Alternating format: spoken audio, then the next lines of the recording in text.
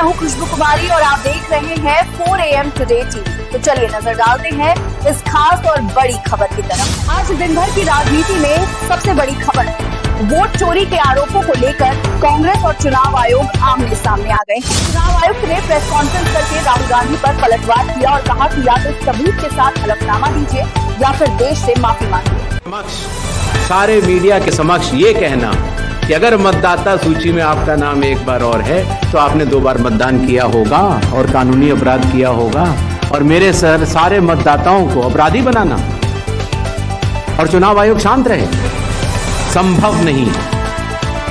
हलफनामा देना होगा या देश से माफी मांगनी होगी, तीसरा विकल्प नहीं है। आपके माध्यम से मैं ये भी कहना चाहता हूं, अगर 7 दिन में हलफनामा नहीं मिला तो इसका अर्थ ये सारे आरोप निराधार हैं और हमारे मतदाताओं को ये कहना कि वो फर्जी हैं, इसके ऊपर जो भी इस बात को बोल रहा है उसको माफी मांगनी चाहिए। या किसी के कहने से मैं ये मानूं कि पीयूष जी के नाम के, अगर आपको अंदाज़ा न हो तो अगर पीयूष जी के नाम को अगर आप 100 करोड़ में सर्च करेंगे तो आपको हजारों लोग मिलेंगे।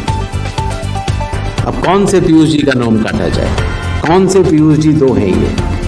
तो अगर इसको जल्दीबाजी में किया जाएगा तो किसी भी मतदाता का नाम गलत कट सकता है, आपकी जगह किसी और का कट जाए। इसलिए शायद पिछले 20 सालों में टेक्नोलॉजी तो थी, लेकिन टेक्नोलॉजी का उपयोग करके किसी का मतदाता सूची से नाम काटा जाए ये गलत होगा, और इसीलिए चुनाव आयोग ने ऐसा नहीं किया। लेकिन प्रेस कॉन्फ्रेंस के बाद कांग्रेस ने कड़ा हमला बोला। सुप्रिया श्रीनेत और राहुल गांधी ने वोट चोरी का आरोप दोहराया।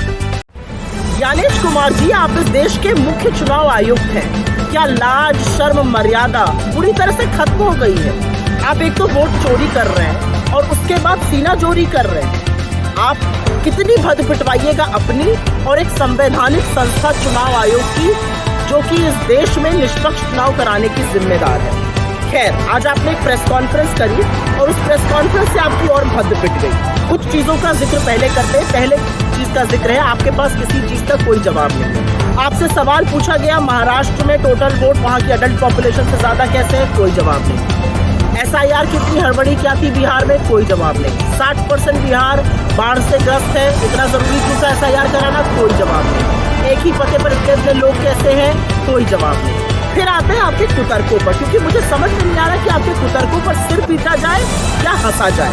आपका एक जबरदस्त कुतर्क, आपको सवाल पूछा गया कि वीडियोग्राफी क्यों नहीं दी जाती, ये दे सकते हैं। आप महिलाओं के पीछे छिप गए। आपने कहा हमारी माँ बहनों की प्रिवेसी का हनन होगा। अच्छा, बूथ में लगी लाइन में औरतों की जो पिक्चर या वीडियो है उससे प्रिवेसी का हनन कैसे होगा?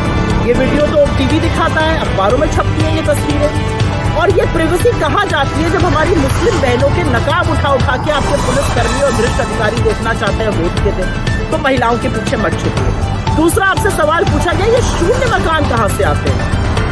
आपने कहा जो लोग कहीं काम करके रात को सड़क पे सोने आते हैं उनके घर शून्य लिखे जाते हैं। अच्छा, हमें तो नहीं पता था आप रद्द जगह करा के लोगों को ठेल ठेल के उठाकर वोटर ID कार्ड बनवा रहे हैं। और कहाँ गए मोदी जी के इतने सारे जो आवास बनाने वाले थे? एक और क्वेश्चन यहाँ पर आता है, लोगों के अगर ऐसे ही सड़कों पे सोने वाले लोग हैं तो इनके नाम के आगे इना मीना माइना मो क्यों लिखा जा रहा है? पिता के नाम के आगे IGFJ क्यों लिखा जा रहा है? खैर, तीसरा सवाल आपसे पूछा गया कि आप डिजिटल वोटर लिस्ट क्यों नहीं दे सकते? आपने कहा ये निजता का हनन है। जी नहीं, इससे आपकी पोल और खुलेगी, आपकी कलई और खुलेगी, आप डरते हैं इसलिए नहीं दे सकते। चौथा सवाल आपसे पूछा गया कि एक ही पते पर या एक व्यक्ति के इतने वोट कैसे? आपने कहा एक व्यक्ति के एक जैसे नाम बहुत सारे हो सकते हैं, इसमें क्या बुरी बात है? कोई बुरी बात नहीं, लेकिन एक ही नाम के लोगों के पिता के भी नाम एक हो, पति के भी नाम एक हो, घर का भी एड्रेस एक हो, ये बात तो गले के नीचे नहीं उतरती है। आपसे एक और बात पूछी गई, 5वीं बात, कि नेता प्रतिपक्ष राहुल गांधी जी ने सबूत दिया, आप उस पर एक्शन क्यों नहीं ले रहे? आपने पलट के कहा या तो वो हलफनामा दे या माफी मांगे। अच्छा, अनुराग ठाकुर जी से आप हलफनामा कब पूछिएगा? और नेता प्रतिपक्ष ने आपको सबूत दिए हैं, थोड़ी सी भी लेशमात्र थोड़ी गरिमा बची है तो अपनी त्रुटि सुधारिए। एक बड़ी बात कही गई, पूछा गया चुनाव आयोग वोट में हेरा फेरी क्यों कर रहा है? आपने पलट के कहा वोट चोरी और चुनाव आयोग से सवाल पूछना संविधान का अपमान है। जी नहीं, जो दिन दहाड़े लोकतंत्र की हत्या वोट चोरी करके आप कर रहे हैं, वो संविधान की हत्या, और वो हम होने नहीं देंगे। तो कुछ चीजें साफ है, ना आपके पास जवाब है और कुतर्कों की एक लंबी लिस्ट है। आप अपनी नाकामी का टीकरा राजनीतिक दलों पर फोड़ने पर आमादा है कि उन्होंने कंप्लेन नहीं करी, इसकी ऐसी लिस्ट बन गई।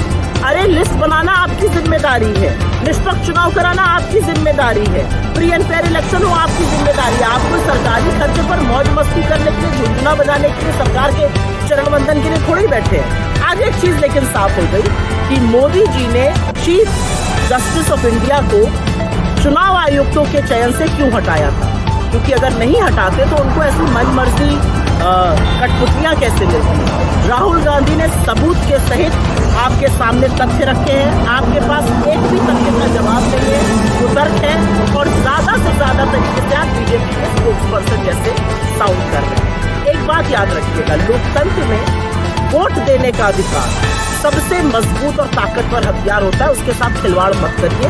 आपको इस देश के कानून का सामना करना पड़ेगा, आज नहीं तो कल करना पड़ेगा, क्योंकि ये देश अपने वोट के अधिकार के साथ वो खिलवाड़ बर्दाश्त नहीं कर सकता जो आप लोग करने पर आमादा है।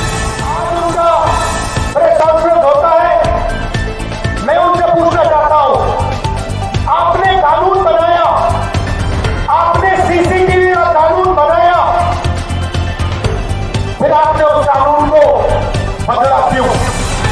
सरकार ने क्यों बदला? मैं एक और सवाल पूछना चाहता हूं, भाई और बहनों, आप जानते हो कि इलेक्शन कमिश्नर पर कोई भी केस नहीं लिया जा सकता है। आप जानते हो कि हिंदुस्तान का कोई भी court, high court, supreme court उन पर केस नहीं कर सकता है। आप जानते हैं कानून कब बना?